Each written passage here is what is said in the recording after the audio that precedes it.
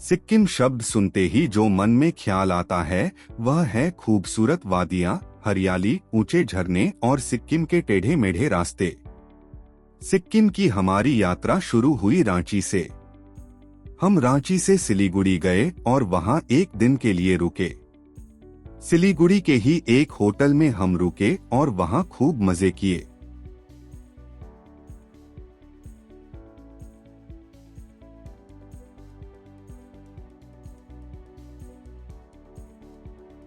अगले दिन जोरहाट से चली एक टीम हमसे मिलने वाली थी।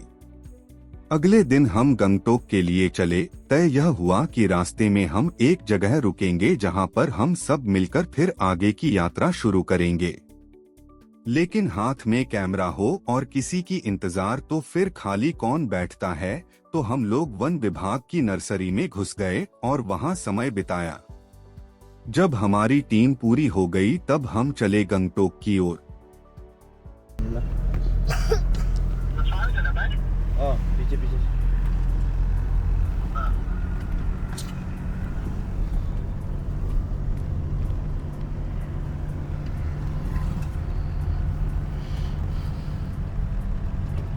Risu Kesu. Rishu Keshu, look here. Say hi. Gangtok में एक दिन रुकने के बाद हमारी पहली मंजिल थी नाथुला पास। नाथुला पास सिल्क रूट का हिस्सा था और यही वह रास्ता था जब प्राचीन काल में भारत और चीन के व्यापारी और यात्री हिमालय पार की यात्रा करते थे। रास्ते में हम रुके कंचनजंगा पॉइंट पर, जहां से कंचनजंगा की बर्फ से ढकी चोटियां दिख रही थीं।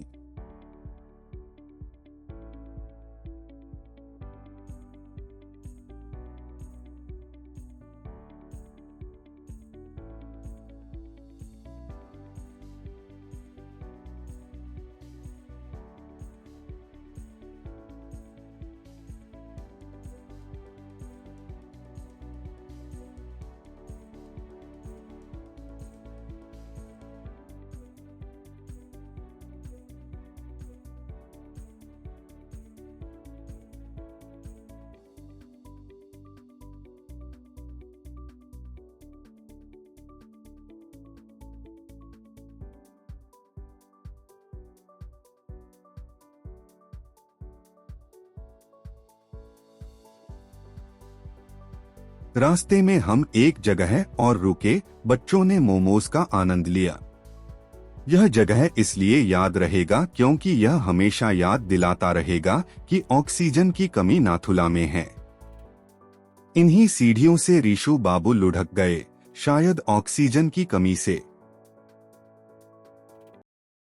यहीं पर एसपी सिंह जी जीवन में पहली बार याक देखकर चौंके, यह भी याद रहेगा। इसके बाद हम जब नाथुला पहुंचे तो ज्यादातर लोगों के नथुने फूल गए।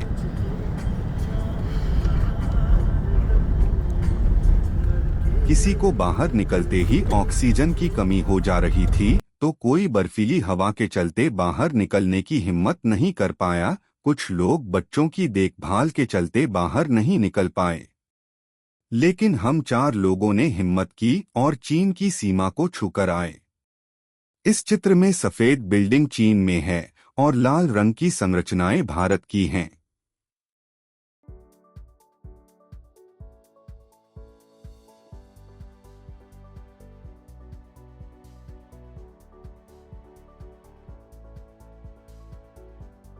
अगले दिन हम लोग उत्तरी सिक्किम में लाचुंग के लिए रवाना हुए। लाचुंग जाने के लिए मुख्य मार्ग पिछले साल आई पानी के सैलाब में तबाह हो गया था, इसलिए अभी अभी बने एक कच्चे रास्ते को हमें लेना पड़ा। रास्ता सुंदर तो था लेकिन डरावना भी।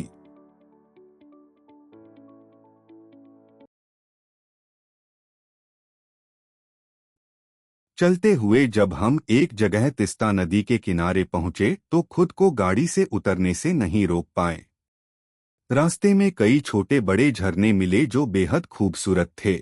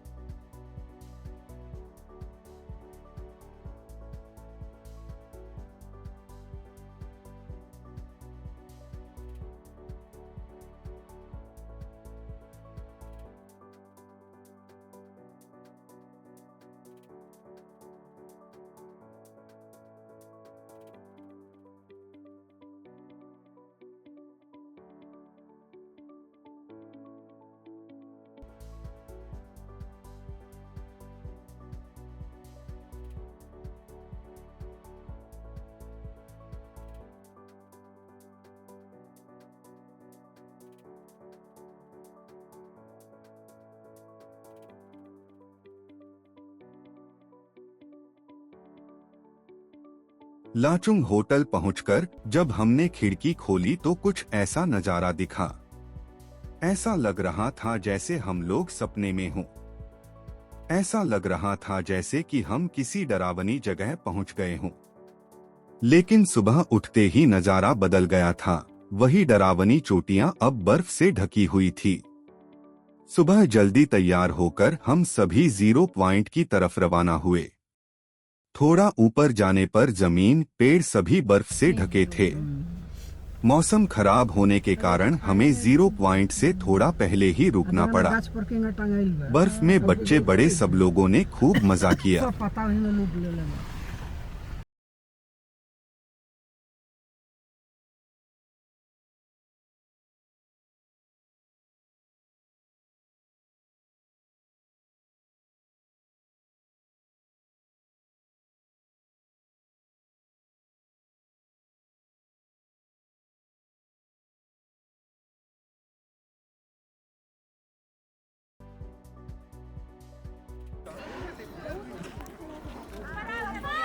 नहीं ऊपर नहीं नहीं नहीं जा रहे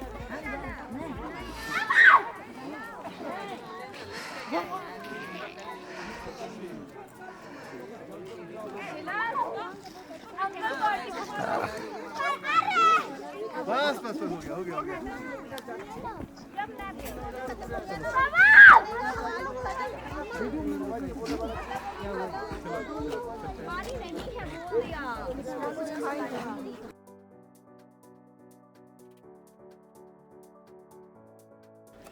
ऋषु और केशु बर्फ का माउंट एवरेस्ट बना रहे थे। पहाड़ बनाए, ये पहाड़ का जगह है। ढेर सारा ऋषु कश्मीर में भी आई थे गई थी मेरा फर्स्ट टाइम है। अगर तुम पेंटर तो कुछ लोग ठंड से ठिठुर रहे थे। जल्द ही सभी लोग ठंड भूलकर बच्चों के साथ मस्ती करने में लग गए।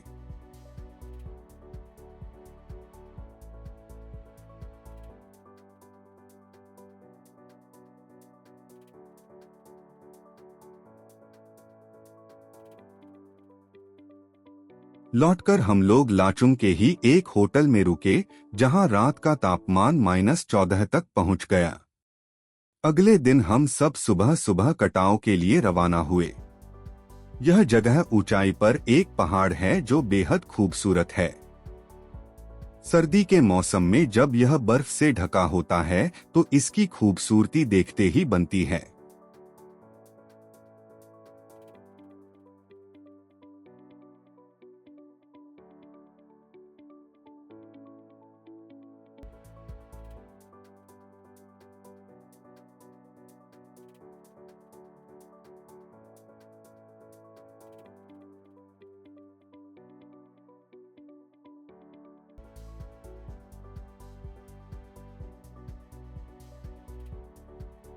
यहाँ कुछ समय बिताने के बाद हम सब गंगटोक के लिए रवाना हो गए।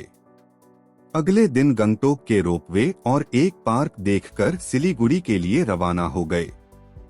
इस तरह से हमारा 5 दिनों का सिक्किम ट्रिप खत्म हुआ।